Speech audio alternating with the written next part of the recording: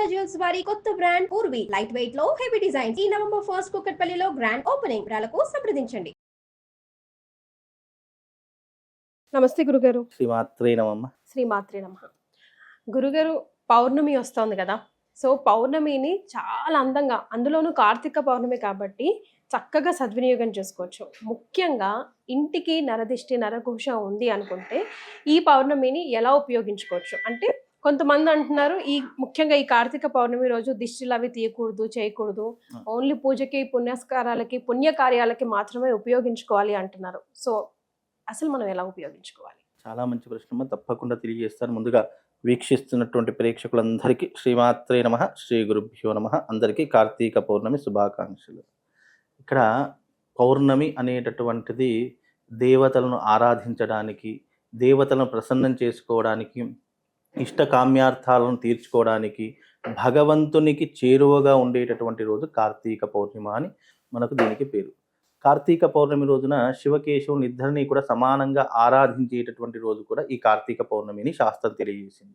ఎందుకు అని అంటే గనక త్రిపురాసురుడు అనేటటువంటి రాక్షసుని సంహరించినటువంటి కారణం చేత శివుడికి, అలాగే ఆషాఢ శుద్ధ ఏకాదశి నుంచి కార్తీక మాస శుద్ధ ఏకాదశి వరకు విష్ణుమూర్తి యోగ నిద్ర నుంచి లేచేటటువంటి సమయం కాబట్టి దీనికి శివకేశవులకు ఈ రెండుటి కారణముల చేత సమానమైనటువంటి పూజలు అని చెప్పేసి శాస్త్రం చెప్పినటువంటి మాట. కనుక ఈ కార్తీక పౌర్ణమి అనేటటువంటిది చంద్రుడు భూమికి చేరువగా వచ్చేటటువంటి రోజు ఈ కార్తీక పౌర్ణమి. మీరు ఎప్పుడైనా గమనించండి, సంవత్సర కాలంలో మనకు 12 పౌర్ణములు వస్తాయి.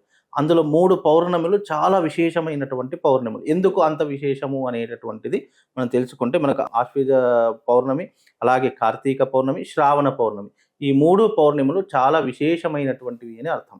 ఎందుకు అంటే చంద్రుడు భూమికి అతి చేరువగా వచ్చేటటువంటి సమయము, అలాగే చంద్రుడి యొక్క కాంతి ద్వారా ఈ భూమండలం అంతటికీ కూడా ప్రశాంతమైనటువంటి వాతావరణంతో పాటు చంద్రుడు ఔషధీకరణం కలిగినటువంటి ఒక గ్రహము. ఆ ఔషధీకరణం కలిగినటువంటి గ్రహము కాబట్టి ఈ భూమి మీద ఉండేటటువంటి సమస్తమైనటువంటి వృక్ష జాతులకు పాజిటివ్ ఎనర్జీతో పాటు దాంట్లో ఔషధీకరణమైనటువంటి గుణాలను, తేజస్సుని ప్రసాదించేటటువంటి వాడు చంద్రుడు కాబట్టి ఈ పౌర్ణమి అంత విశేషమైనటువంటిది అని శాస్త్రం. అలాగే ఈ యొక్క కార్తీక పౌర్ణమి యొక్క విశేషము చాలా ప్రాశస్త్యం చెందినటువంటిది.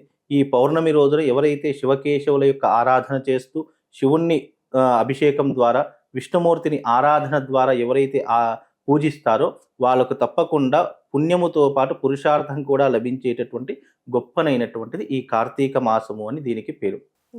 చాలా మట్టుకు కార్తీక మాసం అనేటటువంటిది దేవతా ఆరాధనకు, అలాగే శ్లోకములు చదువుకోవడానికి, పారాయణములు చేయడానికి, దీపమును వెలిగించడానికి, ఉపవాసం ఉండడానికి చాలా ప్రత్యేకమైనటువంటిది అని శాస్త్రం తెలియజేసినటువంటి అంశము.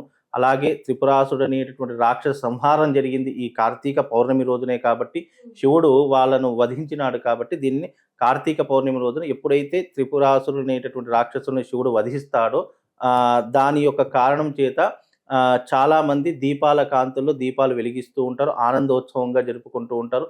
ఈ కార్తీక పౌర్ణమి మరొక పౌర్ణమి, మరొక దీపావళి అని దీనికి చాలా విశేషమైనటువంటి పేరు ఉంటుంది. దీపావళి పండుగ రోజు ఎలాగైతే మనం సెలబ్రేషన్ చేసుకుంటాం, కార్తీక పౌర్ణమి కూడా అదే రకమైనటువంటి వెలుగులతో నిండేటటువంటి పండగ కాబట్టి దీనికి వెలుతురుల పండగ అని కూడా పిలుస్తూ ఉంటారు.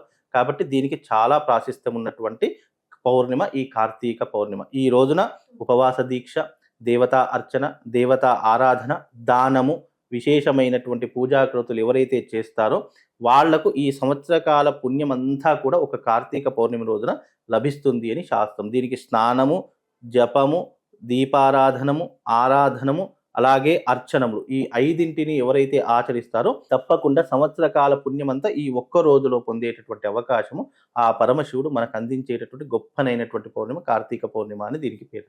మరి ఈ రోజు మనం నరదిష్టి నరఘోష కోసం ఎలాంటి రెమెడీస్ చేయాలి, చేయకూడదు? అయితే చాలా మందికి నరఘోష, నరదిష్టి, నరఘోష అంటే అర్థం ఏంటి అని అంటే గనక మనతో పాటే ఉండి మన చెడుని కోరుకునేటటువంటిది ఘోష, అంటే ఘోషించేది కాబట్టి దాన్ని నరఘోష అని పిలుస్తూ ఉంటాము. నరదిష్టి, దిష్టి అంటే అర్థం ఏంటి అని అంటే గనక మనల్ని చూసి ఎవరైతే ఓర్వలేకపోతున్నారో, ఎవరైతే మనల్ని చూసి అసూయ పడుతున్నారో, మనల్ని చూసి ఎవరైతే వీడు జీవితంలో దిగజారిపోవాలి, కిందికి పడిపోవాలి, వీరికి జీవితంలో వృద్ధి ఉండకూడదు అని అంటాము, అది దిష్టి అని అర్థం. కాబట్టి రెండింటికి చాలా వ్యత్యాసం ఉంది. నరఘోష పోవాలన్నా, నరదిష్టి పోవాలన్నా ఇంట్లో ఎప్పటికీ పాజిటివ్ ఎనర్జీ ఉండాలన్నా ఈ పౌర్ణమి రోజున చేసేటటువంటి ఒక చక్కని రెమెడీ చెప్తాను. ఈ పౌర్ణమి కాదు, ప్రతి పౌర్ణమి కూడా చేసుకోవచ్చు. ఎందుకంటే పౌర్ణమి పాజిటివ్ ఎనర్జీని గెయిన్ చేసుకునేటటువంటిది కాబట్టి ఈ కార్తీక పౌర్ణమి రోజున ఎవరి ఇంటికి అయితే నరదిష్టి, నరపీడ, నరఘోష ఉంటుందో వాళ్ళ ఇంట్లో పచ్చకర్పూరము, నల్ల మిరియాలు రెండూ తీసుకొని ఈ నల్ల మిరియాలు, పచ్చకర్పూరం రెండుటిని కలిపి సాంబ్రాణి ధూపంలా వేస్తే ఆ ఇంట్లో నరఘోష పోతుంది అని శాస్త్రం. అది ఈ ఒక్క పౌర్ణిమ మాత్రమే చేసుకోవాలని శాస్త్రం. ఎందుకంటే మిగతా రోజుల్లో చేసుకోవడానికి పచ్చకర్పూరము, నల్ల మిరియాలు రెండుటిని ఒక దగ్గర కలపకూడదని శాస్త్రం. కానీ పౌర్ణమి ఒక్క రోజున మాత్రము ఆ పరిష్కారం చేసుకోవచ్చని తాంత్రిక విధానంలో చెప్పినటువంటి తాంత్రిక పద్ధతిలో ఒకటి ఉంటుంది. కాబట్టి ఈ పౌర్ణిమ రోజున మీ ఇంటికి ఎవరైనా నరఘోష ఉన్నా, నరపీడ ఉన్నా, మా ఇంట్లో ఉంటే మాకు అశాంతి కలుగుతుందండి, ఎప్పుడు దుఃఖములు, బాధలు, అసలు నష్టము, ఆర్థికపరమైన ఇబ్బందులు ఇవి ఉన్నాయి అని ఎవరికైనా అనిపిస్తే నేను చెప్పినటువంటి విధానంగా ప్రతి పౌర్ణమి రోజున ఈ పౌర్ణమితో మొదలు పెట్టుకొని మళ్ళీ వచ్చే కార్తీక పౌర్ణమి వరకు కనీసం నెలకు ఒకసారైనా మీ ఇంట్లో మిరియాలు ప్లస్ ఈ పచ్చకర్పూరం రెండింటిని కలిపి సాంబ్రాణి ధూపంలా వేసుకోండి. దాని యొక్క పాజిటివ్ ఎనర్జీ వల్ల మీ ఇంట్లో ఉన్నటువంటి నెగిటివ్ ఎనర్జీ మొత్తం వెళ్ళిపోయేటటువంటి అవకాశం దీని ద్వారా కలుగుతుందమ్మా. రైట్, చాలా సంతోషం గురుగారు, ధన్యవాదాలు.